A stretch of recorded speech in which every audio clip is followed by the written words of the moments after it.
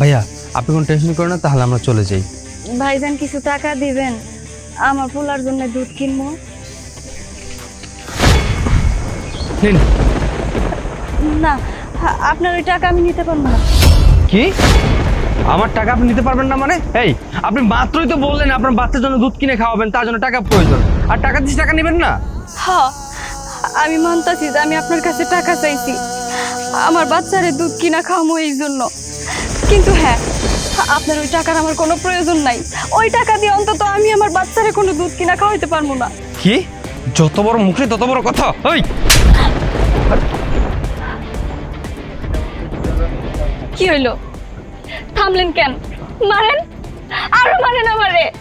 মাইরা খুশি হয়েছেন তো? আপনি মারছেন তাতে আমার কোনো আপত্তি নাই, কিন্তু হ্যাঁ, ওই যে ওই টাকার আমার কোনো দরকার নাই। ওই টাকা দিয়ে অন্তত আমি আমার সন্তানদের দুধ কিনা খাওয়াবো না। ওই পাপের টাকা দিয়ে যদি আমি আমার সন্তানদের দুধ কিনা খাওয়াই, তাহলে আমার সন্তান আপনার মতোই হারামি হবো, অমানুষ হবো। আমি ওই টাকা নিয়ে আমার সন্তানদের দুধ কিনা খাওয়াইতে পারবো না। কি ব্যাপার? আমি আপনাদের কথা কিছুই বুঝতে পারতেছি না। আপনি দুধ কেনার জন্য টাকা নেবেন না কেন? সমস্যা কোথায়? থাক সাহেব, নাই বা জানলেন, আমার নিজের কষ্টের কথা নিজের কাছেই চাপা থাক। আমি তো বললাম আমাকে খুলে বলেন কি সমস্যা। ঠিক আছে, আপনি যেহেতু শুনতে চাইতেছেন, আমি কইতাছি, শুনেন তাহলে। ফকিন্নির বাচ্চা, ওঠ ওঠ। আম্মা, আম্মা, হ্যাঁ, এতটা দিন হয়ে গেছে আমার বাড়ির বউ হয়ে আসছস, হ্যাঁ, বাচ্চা পর্যন্ত হয়ে গেছে, এখন পর্যন্ত তোর বাপের বাড়ির থেকে 4 আনা পয়সার মালামাল দেওয়ার কোনো নাম গন্ধই নাই। এই ফকিন্নির বাচ্চা, তোর বিয়ার সময় তোর বাপ মা বলছিল কত কিছু দিব, আমার ছেলের ফুন্ডার দিব, আমার বাড়ি ঘর সব সাজাই দিব, ফার্নিচার দিব। 4 আনা পয়সার মাল তো 1.5 বছরে কিচ্ছুই দেয় নাই। আর এখন এই যে একটা আপদ বাচ্চা হইছে, এই বাচ্চাটা জন্ম দিছস, এর পিছনে আমার কতগুলো টাকা গেছে। তোর বাপ মা 4 আনা পয়সা দিছে? দেয় নাই। এই বাড়িতে তোর কোনো জায়গা নাই, এই বাড়ি থেকে তুই বাইরে যা। না আম্মা, আমি এই বাড়ি ছেড়ে কই যাবো কোন? এটা তো আমার শ্বশুর বাড়ি, এটাই আমার শেষ ঠিকানা। আমি আমার সন্তানদের নিয়ে কই যাবো? জাহান্নামে যাবি, জাহান্নামে।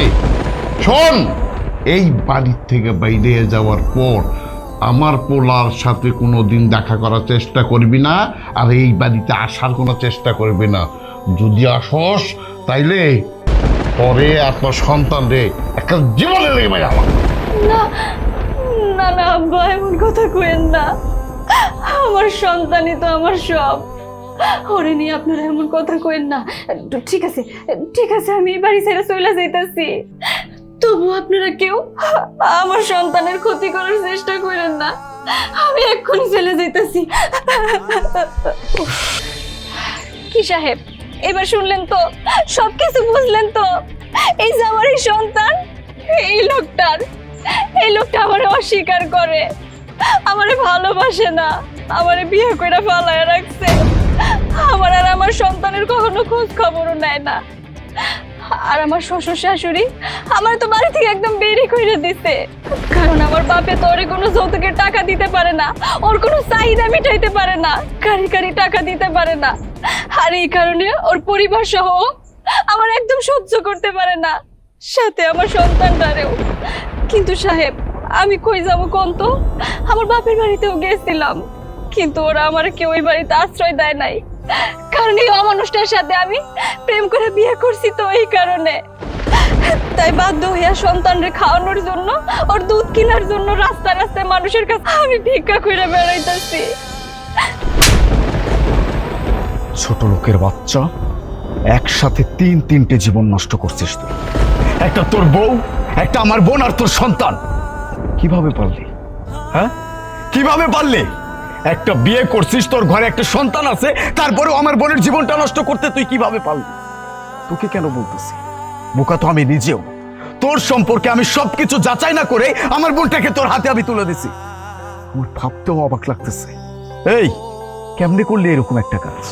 একটা জলজন্ত বউ তোর ঘরে আছে, একটা ফুটফুটে সন্তান আছে, এদের কথা তোর একটাবারও মাথায় আসে না? আরেকটা মেয়েকে যে তুই বিয়ে করতেছিস, তার জীবনটা যে নষ্ট করতেছিস, তোর মাথায় একটাবারও আসে নাই তোর ঘরে যে আরেকটা বউ আছে? আমি নিজ হাতে আমার বোনের জীবনটা এইভাবে নষ্ট করলাম? এত সুন্দর একটা বউ, ফুটফুটে একটা সন্তান, তারপরও আরেকটা মেয়ের কাছে তোর কি জন্য যাইতে হবে? ও, আমি তো ভুলেই গেছিলাম, মেয়েটা তো মাত্র বলল ওর ফ্যামিলি তোদের চাহিদা পূরণ করতে পারতো না, যৌতুকের টাকা দিতে পারতো না। এই জন্য মেয়েটার উপর এইভাবে অত্যাচার করছিস, মেয়েটার জীবনটা নষ্ট করলি। তোর বাবা মা ওকে রাস্তায় বের করে দিছে। এত সুন্দর একটা ফুটফুটে সন্তান, তার কথা পর্যন্ত চিন্তা করে নাই। তোদের পরিবার কেমন রে? তুই বা কেমন যে তোর বউ থাকতে তুই আরেকটা মেয়ের সাথে বিয়ে করতেছিস?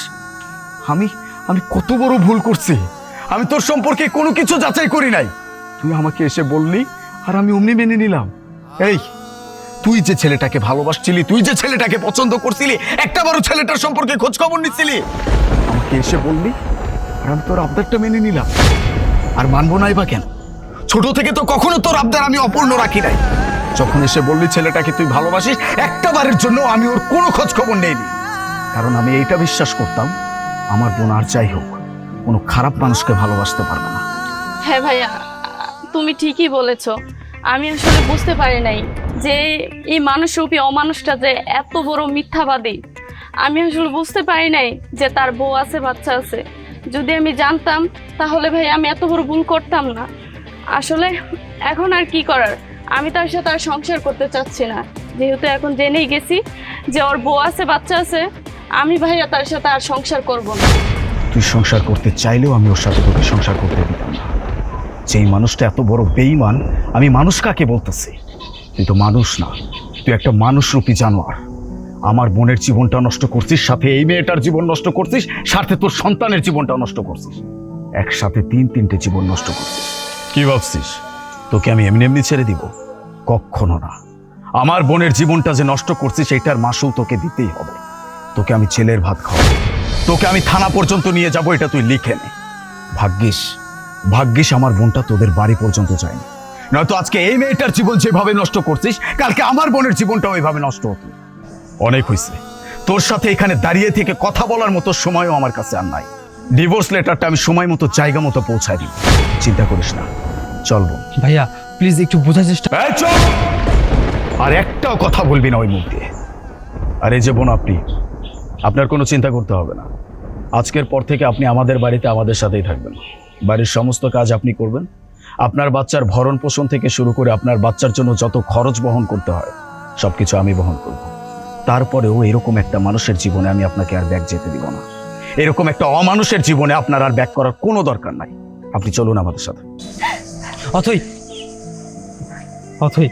আমি অনেক বড় ভুল করে ফেলেছি, তুমি আমাকে মাফ করে দাও। আমাদের সন্তানের কথাটা একটাবার ভাবো প্লিজ। কিসের সন্তান? কার সন্তান? এই সন্তান শুধুমাত্র আমার একার। এই সন্তান তোর না। এই সন্তান যদি তোর হইতো তাহলে তুই তোর সন্তানের খোঁজ খবর রাখতি। আমার কথা না হয় সাইডেই দিলাম, এটা তো তোর নিজের সন্তান। একটা মানুষ এত স্বার্থপর বেঈমান কেমনে হয় সেটা তোর না দেখলে আমি কোনোদিনও বুঝতাম না। তুই একটা স্বার্থপর লোভী। তুই আমার বিয়ে কইরা তোর মতো করে চলছস, একটা মায়ের জীবন নষ্ট করছস। ওই মায়ের জীবনটা দিয়ে তো নষ্ট করতে পারছস, ভবিষ্যতে যে আরো মায়ের জীবন নষ্ট করবি না তার কি গ্যারান্টি আছে? তুই কি মনে করছস এখন আমারে ভুলায় ভুলায় যা কবি আমি তাই বিশ্বাস করবো? কখনো না। আমার এই সন্তানটা নিয়ে আমি জীবন পার করে দিব। আমি আমার সন্তানকে আমার মতো করে মানুষ করবো।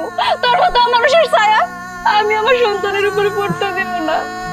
আমার চলেন। চল।